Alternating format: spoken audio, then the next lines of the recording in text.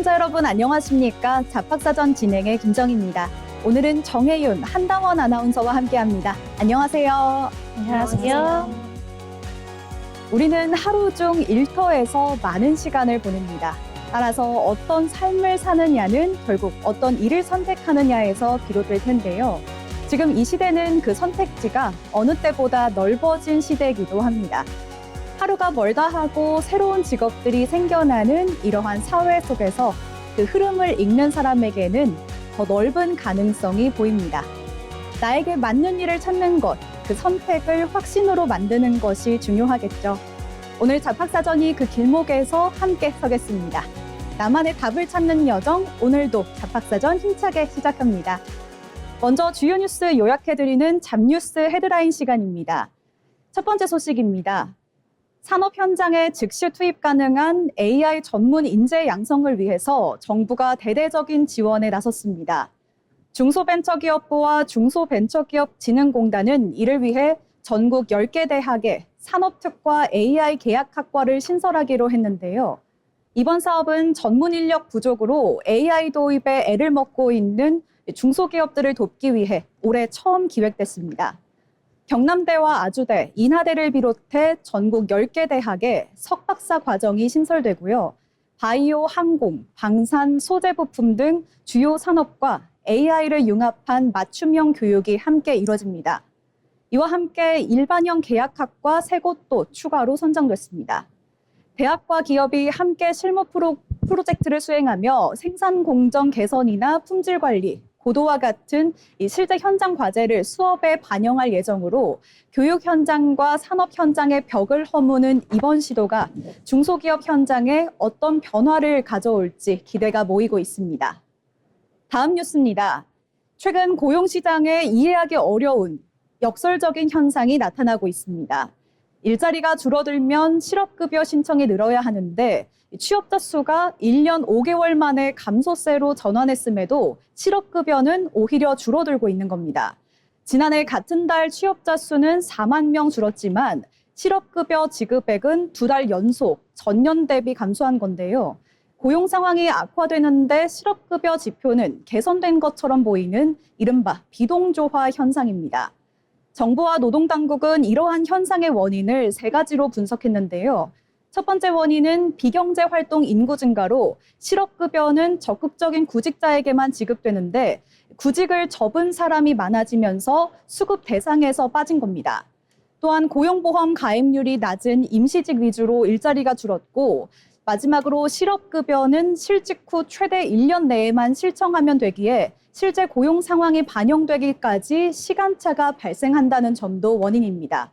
전문가들은 이미 실업급여 개정이 적자인 만큼 근본적인 제도 개편이 시급하다고 지적합니다.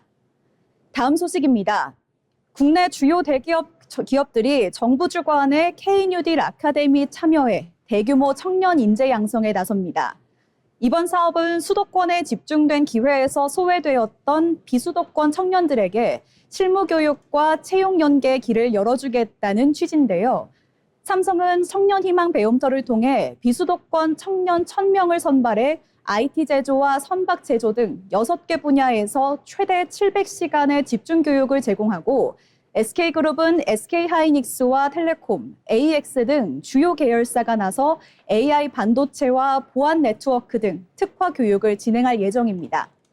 또한 LG는 렛츠그로우 위드 LG를 통해서 청년 720명에게 신입사원 수준의 실무 훈련을 제공하며 롯데 역시 리프트 프로그램을 통해 유통 서비스 분야의 직무 교육과 취업 컨설팅을 지원합니다. 그리고 신세계그룹은 교육생 전원을 비수도권에서 선발하는 퓨처앤드 림 아카데미로 유통 전문가 400명을 육성할 계획입니다. 프로그램별 상세 일정과 지원 자격은 각 기업 채용 홈페이지에서 확인하실 수 있습니다. 지금까지 잡뉴스 헤드라인 전해드렸는데요. 이번에는 실제 직업 현장으로 가보겠습니다. 다양한 직업을 직접 만나보고 그 속에서 일하는 사람들의 이야기를 들어보는 시간이죠. 현장 속으로 정혜윤 아나운서가 전해드립니다. 네, 오늘 현장 속으로 해서 만나볼 직업은 일하는 사람들의 일상을 가장 건강하고 또 안전하게 디자인하는 직업을 만나보려고 합니다. 바로 인간공학 기술사인데요. 우리는 하루 중에 가장 많은 시간을 직장에서 보냅니다. 하지만 맞지 않는 의자나 또 불편한 작업대, 반복되는 가혹한 노동 환경 때문에 근골격계 질환을 얻는 분들이 굉장히 많으신데요. 인간공학 기술사는 이처럼 노동자의 몸과 마음에 무리를 주는 작업 환경을 찾아내고 또 이를 인간의 신체적인 특성에 맞춰서 과학적으로 개선하는 현장의 안전 설계자라고 할 수 있습니다. 이들이 하는 일은 단순히 현장을 둘러보는 것에서 그치지 않습니다.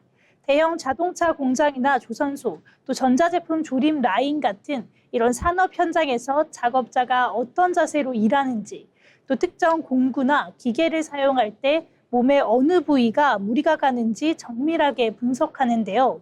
나아가 작업자의 사소한 실수가 대형 사고로 이루어질 수 있지 않도록 이 기계 작동 시스템을 인간의 인지 능력에 맞게 재설계하는 업무도 담당을 하고 있습니다. 사업장 자체의 인간공학적 관리 규정을 제정하고 지속해서 교육을 진행하는 것 역시 이들의 중요한 역할 중에 하나라고 할 수 있습니다. 이처럼 고도의 전문 지식과 또 현장 조율 능력이 모두 필요한 직업이다 보니 진입 장벽은 다소 높다고 할 수 있는데요. 주로 대학에서 산업공학이나 안전공학 같은 이런 전공을 한 뒤에 현장에 발을 내디딜 수 있습니다. 인간공학 분야의 최고 전문가로 인정받기 위해서는 이 관련 기사 자격증을 취득한 후에 최소 4년 이상 혹은 순수 현장 실무 경력만으로 9년 이상의 경력이 필요한데요. 이후 주관식 논술형 시험과 또 심층 구술 면접이라는 과정을 거쳐서 비로소 전문 기술사로서의 자격을 얻을 수 있습니다.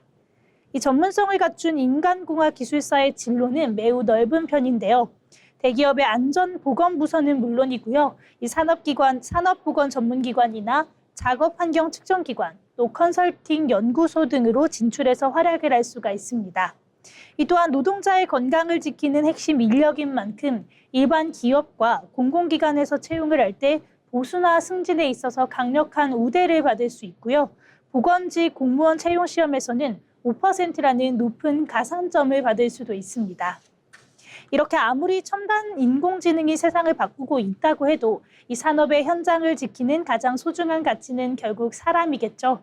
기계와의 시스템을 인간에게 맞춰 일터에 따뜻한 안전을 선물하는 인간공학 기술사, 나의 전문 지식으로 이 동료들의 고단함을 덜어주고 또 모두가 건강하게 퇴근할 수 있는 그런 세상을 만들고 싶다면 이 직업에 한번 도전해보시는 건 어떨까요? 지금까지 인간공학 기술사 전해드렸습니다. 네, 이 노동자의 건강한 일터를 지키는 안전 설계자, 인간공학 기술사에 대해서 알아봤습니다. 나의 전문 지식으로 누군가의 일상을 보호하고 또 건강한 퇴근길을 선물한다는 것 참 의미 있는 일인데요. 이 기술이 발전하는 만큼 결국 그 기술을 쓰는 사람을 배려하는 마음이 더 큰 가치를 만드는 것 같습니다. 다음은 지금 바로 활용할 수 있는 실질적인 취업 정보를 전해드리는 오늘의 잡정보 시간입니다. 한다운 아나운서가 준비했는데요. 전해주시죠. 네, 오늘의 잡정보 시간입니다. 취업을 준비하다 보면 공채 준비만 하면 되겠지라고 생각하시는 분들 많으실 겁니다. 하지만 최근 채용 시장에서는 대규모 공개 채용보다 필요한 직무에 맞는 인재를 선발하는 핀셋 채용이 빠르게 확산되고 있는데요. 기업들은 많은 지원자 가운데 선발하는 방식보다 필요한 직무에 적합한 인재를 수시로 채용하는 방식을 선호하고 있습니다. 그렇다면 핀셋 채용 시대에는 무엇을 준비해야 할까요? 오늘은 최근 채용 시장의 새로운 트렌드인 핀셋 채용에 대해 알아보겠습니다. 핀셋 채용이란 기업이 필요한 직무와 역량을 갖춘 인재를 선별해 채용하는 방식입니다. 과거처럼 일정 기간 대규모 공채를 진행하기보다 직무별 필요에 따라 수시로 채용하는 경우가 늘어나고 있는데요. 기업 입장에서는 필요한 인재를 빠르게 확보할 수 있고 지원자 역시 원하는 직무에 집중해 준비할 수 있다는 장점이 있습니다. 그렇다면 핀셋 채용이 왜 늘어나고 있을까요? 산업 환경이 빠르게 변화하면서 기업들이 즉시 업무에 투입할 수 있는 실무형 인재를 선호하고 있기 때문입니다. 특히 AI와 디지털 전환이 가속화되면서 직무별 전문성이 더욱 중요해졌는데요. 이에 따라 직무 경험과 프로젝트 수행 능력, 문제 해결 역량 등을 중심으로 평가하는 기업이 점차 늘어나고 있습니다. 취업 준비도 달라져야 합니다. 이제는 스펙을 많이 쌓기보다 지원하는 직무에 맞는 경험을 준비하는 것이 더욱 중요한데요.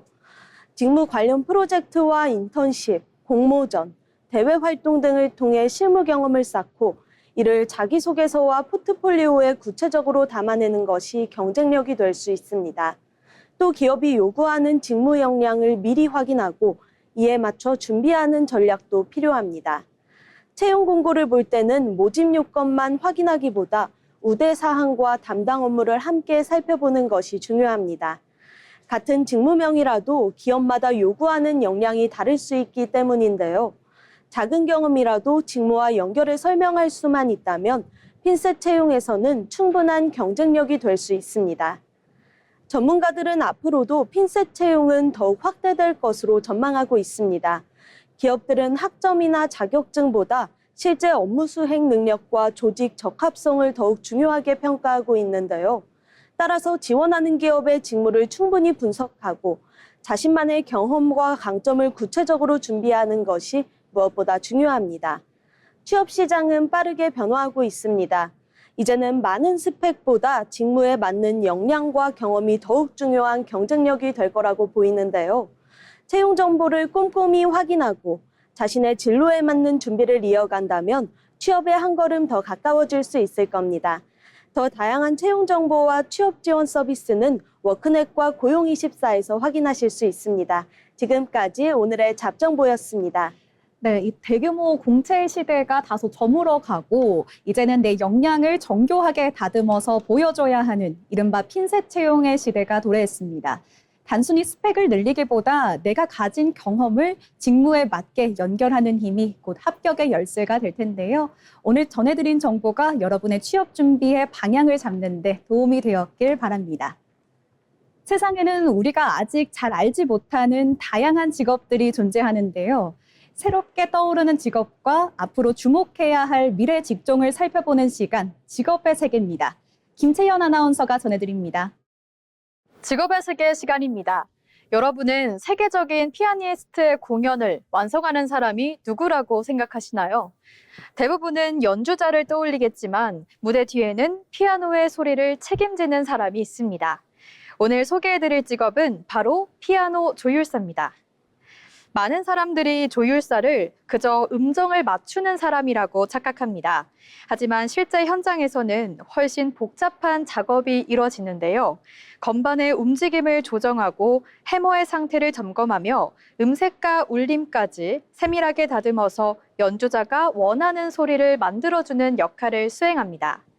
피아노 한 대에는 220개가 넘는 줄과 수천 개의 부품이 들어가는데요. 이 수많은 부품이 완벽하게 작동하도록 관리하는 것이 조율사의 중요한 업무입니다. 특히 세계적인 연주자들의 공연에는 단순히 음정이 맞는 것만으로는 충분하지 않습니다. 같은 피아노라도 어떤 연주자는 부드럽고 또 따뜻한 소리를 원하고 또 어떤 연주자는 선명하고 강한 소리를 원하기 때문인데요. 최근에는 음정을 맞추는 조율사를 넘어서 연주자가 원하는 음색을 그리고 울림을 설계하는 피아노 톤 마이스터라는 전문 분야도 주목받고 있습니다. 같은 피아노라도 공연장 크기와 음향 환경에 따라서 소리가 달라질 수 있기 때문인데요. 조율사는 공연장 환경과 연주자의 성향까지 고려해서 최적의 소리를 완성하고는 합니다. 세계적인 피아노 브랜드 스타인웨이의 기술 고문 슈테판 프리츠는 이 조율사를 히말라야 등반을 돕는 셰르파에 비유하기도 했습니다. 무대 위 주인공은 연주자지만 최고의 연주를 위해서는 그 뒤에서 악기를 완성하는 전문가가 필요하다는 말입니다. 그렇다면 피아노 조율사는 어떻게 될 수 있을까요? 국가 기술 자격인 피아노 조율 기능사 자격증을 취득할 수 있는데요. 필기 시험보다는 실기 시험의 난도가 높은 것으로 알려져 있습니다. 실제로 최근 실기 합격률은 20% 안팎에 머물고 있습니다. 또 숙련된 조율사가 되기까지는 보통 2년에서 3년 이상의 실무 경험이 필요합니다. 다만 자격증을 취득하는 것만으로는 바로 현장에 투입될 수는 없는데요. 수년간의 실습과 경험을 통해서 전문성을 쌓아가는 경우가 많습니다. 또 의외로 반드시 음악 전공자만 할 수 있는 직업도 아닙니다. 음악에 대한 이해는 물론 기계 구조를 다루는 기술적 역량과 섬세한 청음 능력도 중요하게 평가됩니다. 정확한 청음 능력과 손의 감각, 그리고 꾸준한 연습이 중요한 직업입니다. 최근에는 삼성문화재단과 한국피아노조율사협회가 전문 인력 양성 프로그램을 운영하고 있는데요. 올해는 세계적인 조율 명장 슈테판 프리츠를 초청해서 국내외 조율사 300여 명이 참여하는 대규모 기술 세미나도 열렸습니다. 디지털 기술이 발전한 지금도 사람들은 여전히 더 좋은 소리, 또 섬세한 소리를 원하곤 하는데요. 이 피아노 조율사는 단순히 악기를 고치는 사람이 아니라 연주자가 원하는 소리를 함께 만들어가는 음악 파트너라고 할 수 있습니다. 오늘은 피아노의 소리를 책임지는 전문가, 피아노 조율사에 대해 알아봤습니다. 지금까지 직업의 세계였습니다. 네, 무대 위 연주자의 손끝에서 나오는 예술이 완성되기까지 그 이면에는 소리를 빚어내는 피아노 조율사의 노력이 숨어 있었습니다. 연주자의 감성까지 소리에 담아내는 음악 파트너라는 점이 참 인상 깊었는데요. 악기에 생명을 불어넣고 연주자와 교감하는 피아노 조율사의 세계에 대해서 알아봤습니다. 이번 시간은 변화하는 사회 속에서 우리의 일하는 방식을 들여다보는 잡토크입니다. 직장에서 동시에 여러 일을 해내는 사람은 왠지 유능해 보일 때가 있었습니다. 하지만 이 조직 운영의 투명성을 강조를 하면서 경영 현황이나 의사결정 배경을 적극적으로 공유를 하고 있습니다. 불필요한 추측을 없애고 신뢰의 기반을 다지기 위함인데요. 하지만 일각에서는 모든 정보의 과도한 공유가 업무의 본질을 다소 흐리게 만들고 해석의 오해를 불러일으킨다는 우려의 목소리도 나오고 있습니다. 과연 투명성을 위한 정보 공유, 이 기대한 만큼의 성과로 이어질까요? 먼저 혜윤 아나운서 어떻게 생각하시나요? 네, 저는 우선 조직 내 투명성이 이런 효율을 오히려 낮춘다고 생각을 하는데요. 이 의사결정 이유나 정보가 투명하게 공유가 되면 구성원들은 비로소 경영자의 관점에서 사고를 할 수가 있다고 생각을 합니다. 내가 하는 업무가 회사의 전체 목표와 어떻게 연결이 됐는지 이런 부분들을 알 때 비로소 주인 의식이 생길 수 있다고 보는데요. 이 투명성이라는 것이 팀원들을 함께 고민하는 파트너로 대우하는 가장 강력한 동기부여 장치가 될 수 있다고 생각을 합니다. 네, 이 정보 공유가 주인의식을 키울 수가 있고, 하지만 조직의 신뢰를 공고히 한다고도 하지만, 일각에서는 우려의 목소리도 나오고 있습니다. 그렇죠, 다원 아나운서? 네, 정보 공유의 취지는 공감하지만 또 현실적인 부작용을 간과할 수는 없습니다. 가공되지 않은 정보를 모두에게 공개하면 현장에 대한 이해가 부족한 구성원들은 오해하거나 불안감을 느끼기가 쉽죠. 또한 모든 회의와 결정을 투명하게 공유하는 과정에서 정보 과부하 문제가 발생할 수 있고 정작 집중해야 할 실무 시간은 줄어든다는 우려도 나오고 있습니다. 네, 이 정보를 투명하게 공유하려는 그 이상과 이 정보 과부하라는 이 현실 사이에서 이 기업들이 줄타기를 하고 있는 것 같은데요. 그렇다면 우리 일터에서 이렇게 투명성을 위한 효과적인 방법 있을까요? 먼저 혜윤 아나운서 생각 말씀해 주시죠. 네, 저는 우선 해석의 맥락을 같이 공유하는 문화가 형성되어야 한다고 보는데요. 이 수치만 전달하는 건 정보를 공유하는 게 아닙니다. 그저 데이터를 나열하는 거에 불과한데요. 이 구성원들에게 왜 이런 결정이 내려졌는지, 또한 그 배경과 전략적인 의도가 왜곡되지 않게 전달되어야 할 필요가 있는 것 같습니다. 또한 이러한 과정을 통해서 리더와 구성원이 업무를 바라보는 관점이 일치가 되는 이런 전략적 사고의 동기화도 이뤄질 수 있다고 봅니다. 네, 이 리더와 구성원 간의 관점을 일치시키는 이른바 이 전략적 사고 동기화 과정이 핵심이다. 이렇게 말씀을 해주셨습니다. 하지만 이 과정에서 또 명확하게 또 고려해 봐야 할 점들이 있을 텐데요. 다원 아나운서께서는 정보의 선별적 공유가 필요하다. 이렇게 말씀을 해주셨어요. 이와 관련해서 또 깊게 또 이야기 나눠볼까요? 네, 저는 투명성을 공유할 정보의 성격에 따라 구분해야 한다고 봅니다. 업무 수행에 직결되는 정보는 투명해야 하지만 경영적 판단의 과정이나 또 민감한 전략은 정보의 전달 방식을 신중하게 선택해야 하죠. 이 경우엔 리더가 충분히 맥락을 다듬어 왜라는 의도를 함께 공유하는 선별적 방식이 필요합니다. 네, 그렇습니다. 결국 조직의 투명성은 정보의 양이 아니라 공유를 통해 구성원 간 신뢰와 그리고 성과를 얼마나 끌어낼 수 있느냐가 관건이겠죠. 구성원이 같은 관점을 갖도록 맥락을 공유하고 실무에 유효한 정보를 전략적으로 제공하는 것이 중요하겠습니다. 우리 일터가 신뢰를 바탕으로 내실 있게 성장하길 바라며 오늘 잡토크는 여기서 마치겠습니다.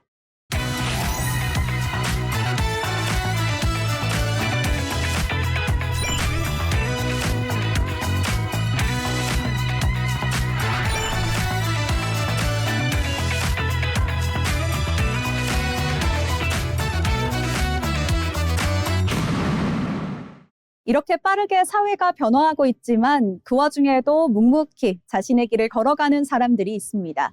평범하지만 특별한 일하는 사람의 인생 이야기, 자빈 스토리를 박재민 아나운서가 전해드립니다. 네, 여러분은 보통 성공한 의사라고 하면 어떤 모습을 떠올리시나요? 대형 병원, 높은 연봉, 그리고 사회적 명예를 먼저 생각할 텐데요. 그런데 오늘 소개할 주인공은 그 모든 것을 스스로 내려놓았습니다. 무려 연봉 4억 원의 스카우트 제안을 거절하고 오히려 작은 시골 마을로 향한 한 의사. 오늘 자빈 스토리의 주인공은 진짜 낭만 닥터라 불리는 임경수 소장입니다. 33년 동안 대한민국 응급의료 체계를 만들어 온 그가 왜 가장 편안한 자리가 아닌 가장 필요한 곳을 선택했는지 함께 만나보겠습니다. 임경수 소장은 국내 응급의학 분야를 대표하는 의료인입니다. 오랜 시간 서울 아산병원 교수로 재직했고 이후 정읍 아산병원 병원장까지 맡으며 33년 넘게 의료 현장을 지켜왔는데요. 병원장 임기를 마친 뒤에는 서울의 대형 병원들로부터 연봉 4억 원 규모의 스카우트 제안까지 받게 됩니다. 누구나 부러워할 선택지였지만 임 소장은 전혀 다른 결정을 내렸습니다. 안정된 미래 대신 더 절실한 사람들이 있는 곳으로 향하기로 한 겁니다. 그가 선택한 곳은 놀랍게도 전북 정읍의 작은 보건지소였습니다. 월급은 300만 원, 수십 년 동안 납부해온 월 450만 원의 사학연금도 포기해야 했지만 그는 망설이지 않았는데요. 이 지역은 병원도 약국도 부족하고 대중교통마저 불편해 어르신들이 제대로 진료를 받기 어려운 곳이었기 때문입니다.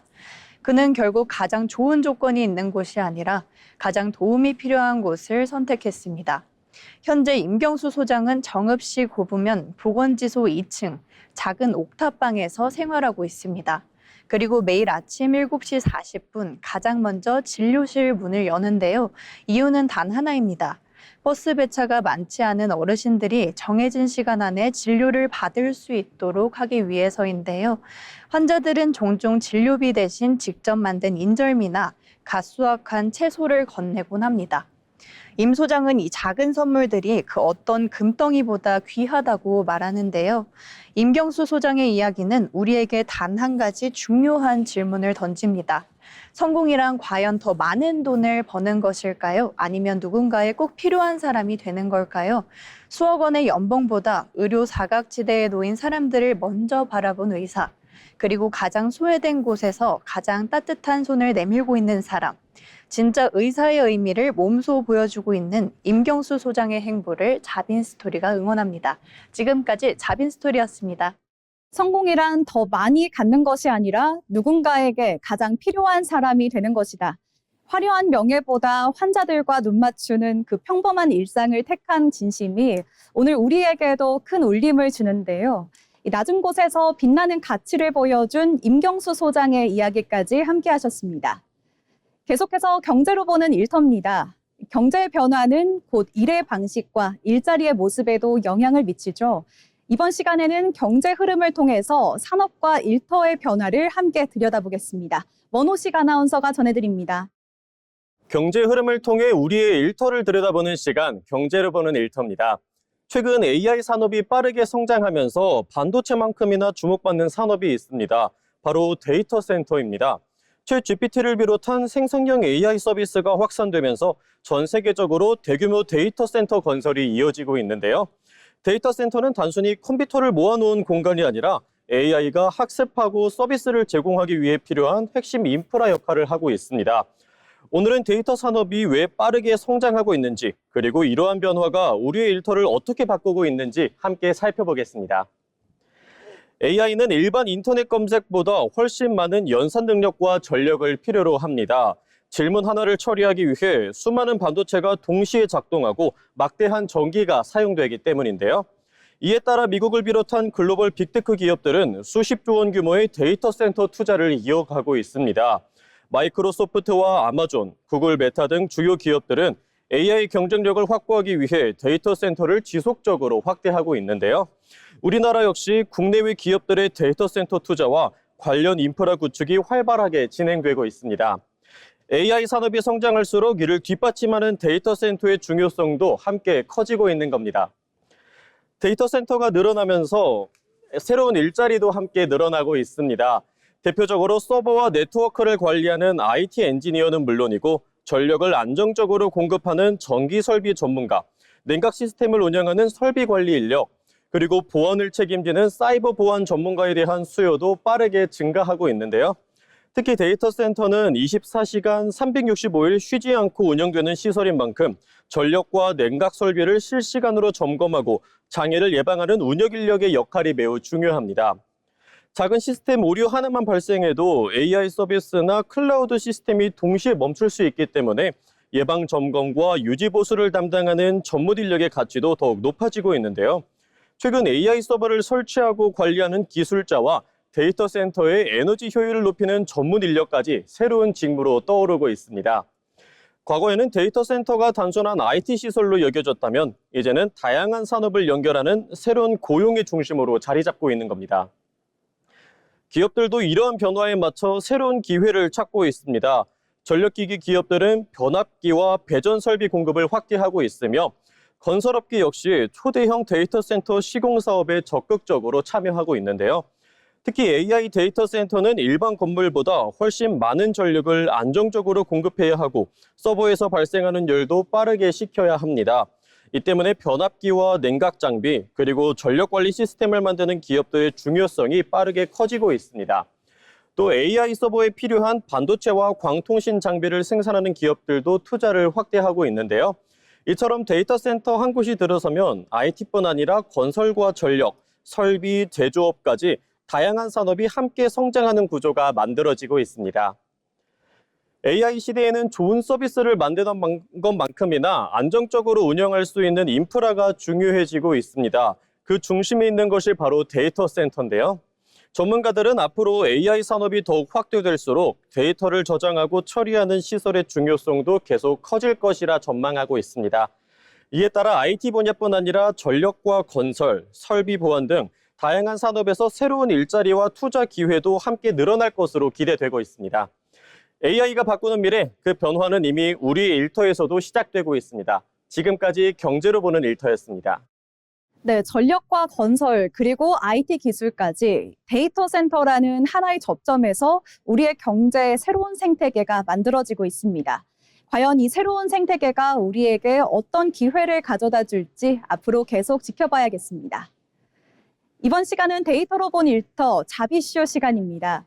통계와 데이터를 통해 요즘 노동시장에서 나타나는 변화를 살펴보는 시간인데요. 먼저 혜윤 아나운서, 오늘 어떤 이야기 나눠볼까요? 네, 이 최근 통계청에서 발표한 고용조사 결과에 따르면 전체적인 혼인 가구 수는 계속해서 줄어들고 있는데 이 결혼을 한 가구 중에서 맞벌이를 선택하는 비중이 역대 최고치를 기록했다는 조사 결과가 나왔습니다. 함께 벌지 않으면 버티기가 힘들다는 인식이 지표로 인증이 된 셈입니다. 네, 가구 수는 늘어나는데 가구 수는 줄어든다, 그렇죠? 그런데 맞벌이는 늘어난다 이렇게 말씀을 해주셨는데 구체적으로 수치는 어떻게 될까요? 네, 현재 배우자가 있는 가구는 총 1,265만 가구로 집계가 됐습니다. 이 혼인율 자체가 낮아지다 보니까 전년보다 계속해서 줄어들고 있는 상황인데요. 이 반면에 이 중에서 맞벌이를 하는 가구는 615만 3천 가구로 조사가 됐습니다. 비율로 보면 48.6%에 달하는데요. 결혼한 가구 중에 둘 중 하나는 맞벌이를 하고 있다는 뜻이고 또한 통계 작성 이래 가장 높은 수준이라고 합니다. 네, 그럼 거의 절반이 맞벌이를 하고 있다는 건데 주로 어느 연령대에서 이런 현상이 나타나고 있는 걸까요? 네, 연령별로 보면 굉장히 집중도가 보이는데요. 특히나 30대 가구의 맞벌이 비중이 63.3%로 모든 연령대 중에서 가장 높았고요. 그 다음이 40대로 61.3%를 기록했습니다. 이렇게 자녀를 키우면서 본격적으로 자산을 형성해야 하는 30대와 40대, 이 분분에서 10가구 중 6가구 이상이 맞벌이를 하고 있다, 이렇게 볼 수 있습니다. 그런데 참 이 30대, 40대 이 연령층이 사실은 육아 부담이 큰 시기잖아요. 구체적으로 자녀가 있는 가구 상황은 어떤가요? 네, 말씀해 주신 부분이 이번 조사에서 가장 유심히 봐야 하는 부분인데요. 18세 미만 자녀가 있는 가구의 맞벌이 비중은 60.4%로 집계가 됐습니다. 그러니까 전년보다 1.9%포인트나 상승을 한 건데요. 특히나 막내 자녀의 나이가 6세 미만, 그러니까 아주 어린 영유아가 있는 가구에서 맞벌이 비중이 3.3%포인트나 급증했다고 합니다. 네, 보통 아이가 아주 어릴 때는 그 한쪽이 일을 쉬는 경우가 많았는데 6세 이하 자녀를 둔 가구의 맞벌이가 오히려 크게 늘어난 이유는 무엇인가요? 네, 이 돌봄 정책이나 육아기 근로시간 단축 같은 이런 제도적 지원이 유연해진 점도 영향이 있는데요. 하지만 사실 본질적인 배경을 보자면 이 고물가와 주거비 부담 같은 경제적 요인 때문입니다. 이 외벌이 소득만으로는 아이를 키우고 또 미래를 준비하기가 벅찬 상황이 되다 보니까 영유아기부터 부모가 동시에 일을 하면서 이런 구조가 어쩔 수 없이 생겨나고 있는 상황으로 볼 수 있겠습니다. 네, 생존을 위한 필수적인 선택인 것 같아서 좀 마음이 무겁습니다. 그렇다면 1인 가구 상황도 비슷할까요? 네, 맞습니다. 이 혼자 사는 가구 중 취업한 가구는 519만 8천 가구로 사상 처음으로 500만 가구를 돌파했다고 하는데요. 하지만 내실을 들여다보면 주당 평균 취업 시간이 37.7시간으로 오히려 전년보다 줄어든 걸 확인할 수 있습니다. 초단시간 일자리나 임시직 비중이 여전히 높다라는 뜻으로 볼 수가 있는데요. 또한 임금 간 양극화도 뚜렷합니다. 금융, 보건업은 10명 중에 4명 이상이 월 400만 원 이상의 고임금을 받고 있는 반면에 이 보건, 사회복지 서비스업 같은 일자리는 10명 중 3명 이상이 월 100만 원 미만의 저임금 구간에 머물러 있는 것으로 나타났습니다. 네, 맞벌이를 하지 않으면 버티기 힘든 가구들, 그리고 취업은 했지만 저임금에 노출된 1인 가구의 현실이 결국 하나로 연결되는 것 같습니다. 네, 맞습니다. 이렇게 오늘 살펴본 데이터의 핵심은요. 고용의 양적 증가 뒤에 가려져 있는 팍팍한 삶의 모습인데요. 이 맞벌이 가구와 1인 취업 가구의 증가는 내면을 사실 들여다보면 생계 유지를 위한 어쩔 수 없는 선택이다, 이렇게 보여집니다. 앞으로의 정책 역시 단순히 일자리 개수를 늘리는 것을 넘어서 일과 가정이 양립할 수 있는 실질적인 환경을 만들어줄 수 있고 또 고용의 질을 높이는 방향으로 가는 것이 좋을 것 같습니다. 네, 그렇습니다. 이 고용 지표의 상승이 곧 삶의 질 개선으로 이어지지 않고 있죠. 이 맞벌이 비중의 급증과 저임금 노동의 고착화 문제를 해결하기 위해서는 단순한 일자리 정책을 넘어서 실질적인 소득 안정과 일, 가정 양립을 위한 이 제도적 내실화가 반드시 필요하겠습니다.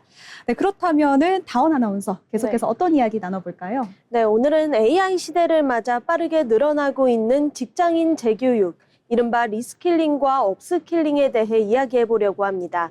예전에는 한 번 배운 기술로 오래 일하는 경우가 많았지만 최근에는 AI와 디지털 기술이 빠르게 발전하면서 새로운 기술을 다시 배우는 직장인들이 크게 늘어나고 있는데요. 이제는 취업뿐 아니라 입사 이후에도 꾸준히 배우는 것이 중요한 시대가 되고 있습니다. 사실 저도 주변에서 보면 이 AI 교육을 받는다든지 데이터 분석 강의를 듣는다, 이런 직장인들이 점점 많아지고 있는 것 같아요. 네, 맞습니다. 실제로 기업들도 직원들의 AI 활용 역량을 높이기 위한 교육을 확대하고 있는데요. 생성형 AI를 활용한 문서 작성부터 데이터 분석, 업무 자동화까지 교육 분야도 다양해지고 있습니다. 단순히 새로운 프로그램을 배우는 것을 넘어 AI를 실제 업무에 어떻게 활용할 수 있는지가 중요한 경쟁력이 되고 있는 겁니다. 네, 신입사원 교육 이렇게 중점이 되었었는데 이제는 재직자 교육도 중요해지고 있는 것 같습니다. 네, 그렇습니다. 특히 AI 도입 속도가 빨라지면서 기업들은 기존 직원들의 역량을 높이는 데도 적극 투자하고 있습니다. 새로운 인재를 채용하는 것뿐 아니라 현재 직원들이 변화하는 업무 환경에 적응하도록 지원하는 것이 곧 기업 경쟁력과도 연결되기 때문인데요. 이에 따라 온라인 교육과 사내 AI 교육 프로그램도 빠르게 확대되고 있습니다. 결국에는 직장인들도 계속해서 공부를 해야 된다, 이런 시대가 된 것 같습니다. 네, 맞습니다. 전문가들은 앞으로는 학력이나 경력보다는 얼마나 빠르게 새로운 기술을 배우고 활용할 수 있는지가 더욱 중요해질 것으로 보고 있습니다. 특히 AI를 활용해 업무 효율을 높일 수 있는 사람일수록 기업에서도 높은 평가를 받을 수 있는 가능성이 커지고 있습니다. 네, 결국 계속 배우는 것이 경쟁력이 된 시대겠네요. 네, 결국 AI 시대에는 한 번의 공부보다 꾸준한 학습이 중요해지고 있습니다. 앞으로 직장인들의 재교육과 역량 개발이 노동시장에 어떤 변화를 가져올지 계속 지켜봐야겠습니다. 네, 기술은 계속 바뀌지만 그 속에서 계속해서 배우려는 자세를 유지하는 게 중요할 것 같은데요. 네, AI 시대에는 새로운 기술을 두려워하기보다는 적극적으로 활용하는 사람이 더 많은 기회를 얻게 될 것으로 보입니다. 지금까지 데이터로 본 일터였습니다. 네, 기술의 속도를 따라잡는 것을 넘어서 이제는 스스로 기술을 활용해서 그 업무의 가치를 높이는 능력이 어느 때보다 중요해진 것 같습니다. 이 변화하는 기술에 맞춰서 나아가는 유연함, 그 능동적인 태도가 중요할 것 같습니다.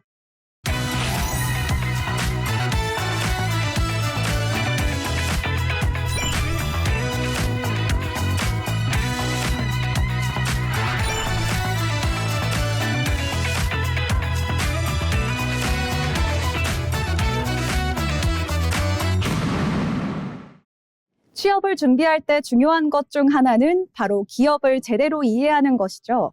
이번에는 기업의 특징과 산업 트렌드를 살펴보는 시간입니다. 기업사전, 기업을 알고 잡자, 이정현 아나운서가 준비했습니다. 기업을 쉽고 재밌게 설명하는 시간, 기업사전입니다. 오늘 소개해드릴 기업은 브랜드를 드러내지 않는 브랜드로 유명하죠. 바로 무인양품입니다. 우리는 물건을 구매할 때 유명한 로고나 화려한 디자인을 먼저 떠올리곤 하는데요. 하지만 이 기업은요, 오히려 불필요한 장식은 덜어내고 제품 본연의 가치에 집중하면서 소비자들의 선택을 받아왔습니다. 단순한 디자인의 문구류부터 의류, 가구까지 무인양품의 제품은 화려하지는 않지만 일상 속에서 자연스럽게 스며드는 특징을 가지고 있는데요. 특히 꼭 필요한 기능과 합리적인 품질을 추구하면서 이것이면 충분하다는 새로운 소비 문화를 만들어 왔다는 점에서 무인양품은 단순한 생활용품 브랜드 이상의 의미를 지니고 있습니다. 삶에 필요한 본질에 집중하는 기업, 바로 무인양품입니다. 무인양품은 1980년 일본에서 탄생한 생활용품 브랜드입니다.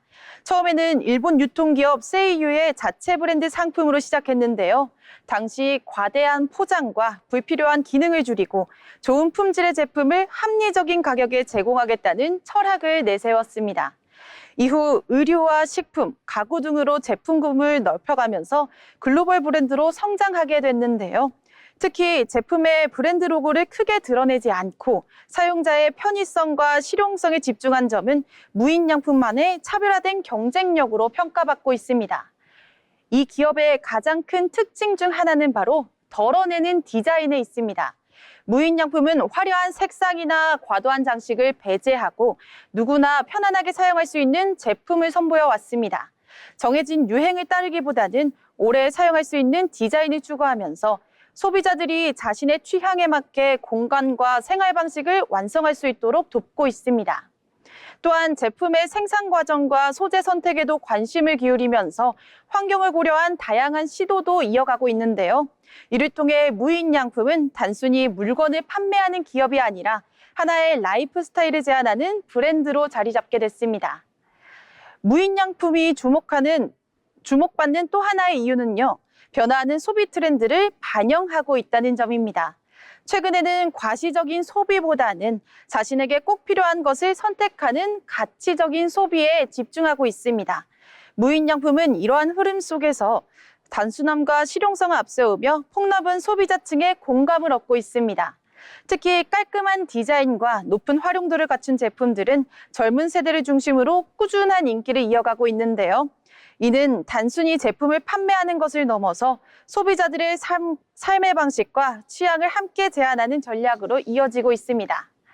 하지만 무인양품 역시 여러 과제를 안고 있습니다. 생활용품 시장의 경쟁이 치열해지고 있는 데다가 비슷한 콘셉트를 내세운 브랜드들도 늘어나고 있기 때문인데요. 또한 경기 침체로 소비 심리가 위축되는 상황에서 합리적인 가격과 브랜드 철학 사이의 균형을 유지하는 것도 중요한 과제로 안고 있습니다. 그럼에도 무인양품은 본질에 집중한다는 가치를 바탕으로 소비자들과 접점을 넓혀가고 있습니다. 불필요한 것들은 덜어내고 삶에 필요한 가치에 집중해온 기업 무인양품. 단순함 속에서 새로운 소비 문화를 만들어낸 이 기업은 오늘날 많은 사람들의 일상 속에 자연스럽게 자리하고 있습니다. 앞으로 무인양품이 또 어떤 방식으로 사람들의 생활과 소비의 기준을 제시해 나갈지 주목해 볼 필요가 있습니다. 지금까지 기업사전이었습니다. 화려한 로고 대신 제품 본연의 가치와 덜어내는 디자인을 선택하고 이 단순함 속에서 삶의 새로운 기준을 제시해온 비움의 미학이 인상 깊었는데요. 이것이면 충분하다는 메시지로 일상의 평온함을 선물한 무인양품에 대해서 알아봤습니다.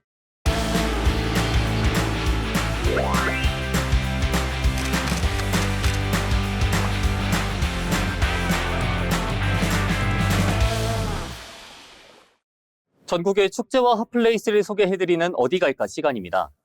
비가 자주 내리는 초여름이면 더욱 선명한 색을 뽐내는 꽃이 있습니다. 푸른빛과 보랏빛, 분홍빛이 어우러지며 제주 곳곳을 화려하게 물들이는 수국인데요. 제주 서귀포시 휴에리 자연생활공원에서는 오는 7월 26일까지 휴에리 수국축제가 열리고 있습니다. 공원 입구부터 산책길과 정원, 온실까지 다양한 수국이 이어지며 이 계절에만 만날 수 있는 풍경을 선보이고 있는데요. 그럼 지금부터 형형색색의 수국이 가득한 제주 휴에리로 떠나보겠습니다. 휴에리 수국축제의 가장 큰 매력은 다양한 장소에서 서로 다른 분위기의 수국을 감상할 수 있다는 점입니다. 공원에 들어서면 파란색과 보라색, 분홍색 등 다채로운 수국이 산책길을 따라 방문객들을 맞이하고 있는데요. 한쪽에만 꽃이 모여 있는 것이 아니라 입구에서 출구까지 이어지는 길 곳곳에 수국이 자리하고 있어 천천히 걸으며 풍경을 감상하기에도 좋습니다. 야외 수국정원에서는 제주 자연과 어우러진 풍성한 꽃밭을 만날 수 있고 온실에서는 날씨와 관계없이 여러 품종의 수국을 가까이에서 살펴볼 수도 있습니다. 여름 수국부터 유럽 수국까지 시기마다 다른 모습의 꽃을 선보인다는 점도 휴에리만의 매력입니다. 수국은 초여름과 장마철을 대표하는 꽃으로 꼽히고 있는데요. 대부분의 꽃은 비가 많이 내리면 쉽게 시들거나 꽃잎이 상하기 마련이지만 수국은 오히려 촉촉한 수분을 머금었을 때 더욱 선명한 색을 보여줍니다.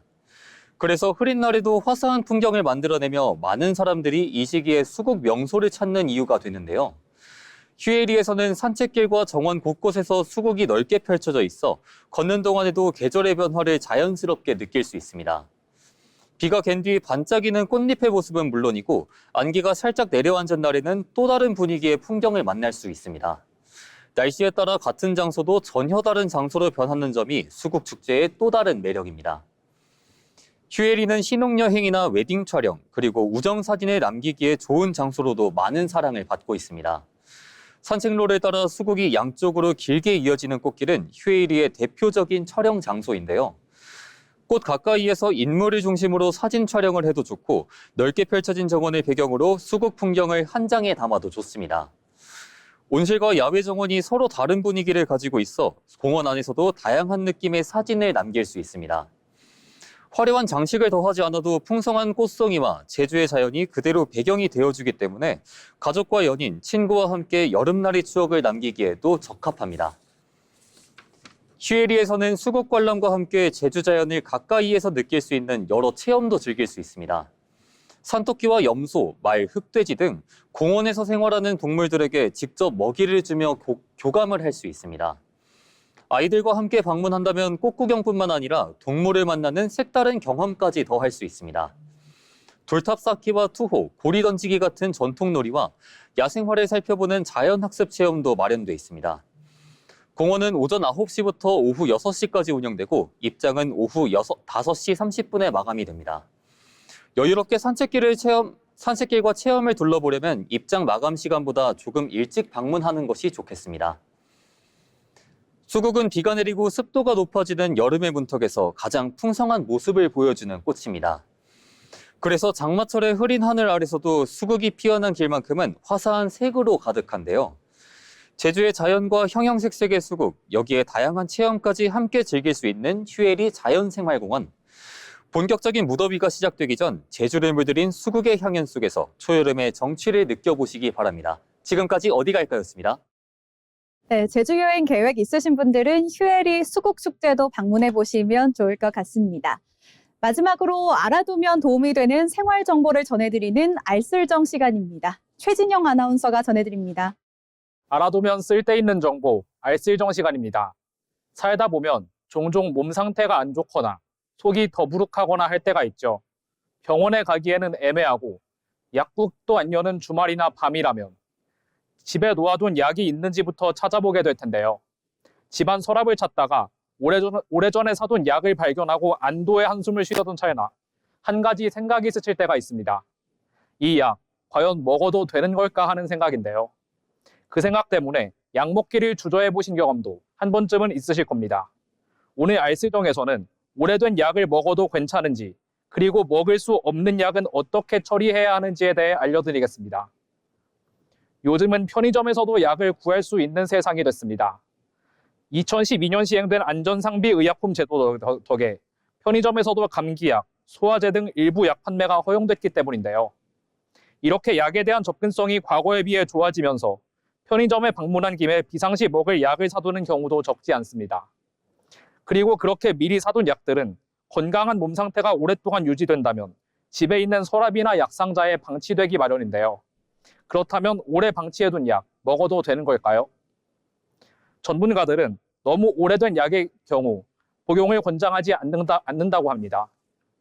왜냐하면 많은 사람들이 헷갈려하는 사실이지만 약에도 사용 기한이 있기 때문입니다. 약의 종류에 따라 천차만별이지만 일반적으로는 2년에서 5년 사이의 범위로 설정되어 있는 경우가 많은데요. 약의 사용 기한이 지날 경우 약효 감소나 품질 변화 등으로 인해 기대했던 효과가 나타나지 않을 수 있습니다. 특히 이미 개봉된 상태의 약이라면 품질 변화가 더 빨라질 수 있으므로 약을 이미 개봉했다면 오래 방치해두지 않아야 합니다. 식품의약품안전처에 따르면 약의 포장 용기에는 사용기한이 반드시 표시되어 있으므로 정확한 사용기간을 꼭 확인 후 복용하는 것이 중요하겠습니다. 그럼 단순히 사용기한만 지킨다면 항상 괜찮은 걸까요? 아닙니다. 약을 어떻게 보관하느냐도 약의 품질에 큰 영향을 미치는 요인인데요. 잘못된 방법으로 약을 보관해 둘 경우 사용기한이 남아있더라도 품질에 변화가 일어날 수 있습니다. 그렇다면 약은 어떻게 보관하는 게 좋을까요? 약을 보관할 때는 직사광선과 습기를 피하고 1에서 30도 사이의 실온에 보관하는 것이 가장 중요합니다. 또한 약을 함부로 개봉할 경우 외부 환경에 노출되면서 약의 품질이 변화될 수 있으므로 원래 포장 상태를 유지한 채로 보관하는 것이 안전합니다.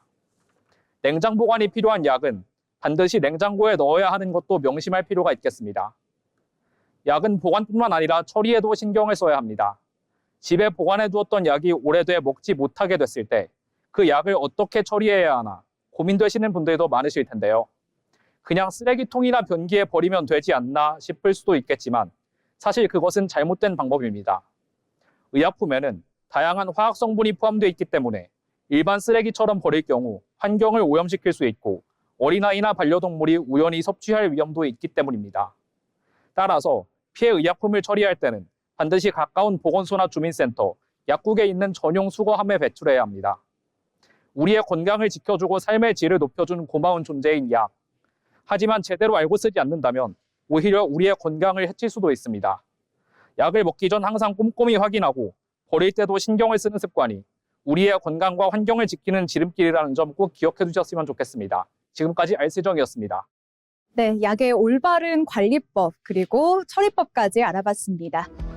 저희가 준비한 소식은 여기까지입니다. 오늘 살펴본 흐름들이 여러분이 내일을 준비하는 데 도움이 되었길 바랍니다. 저희는 여기서 인사드리겠습니다. 시청해주신 여러분 고맙습니다.